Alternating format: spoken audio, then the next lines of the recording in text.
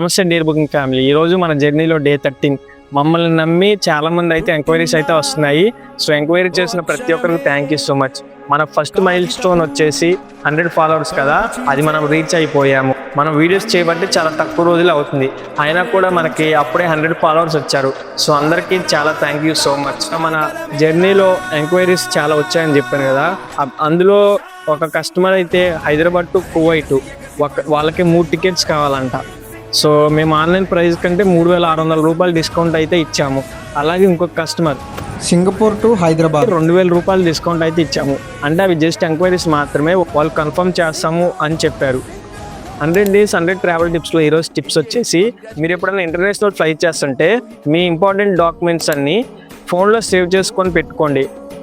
అలాగే మీరు international flight చేసేటప్పుడు ఎప్పుడు కూడా కరెన్సీని ఎయిర్పోర్ట్లో ఎక్స్చేంజ్ చేయమాకండి.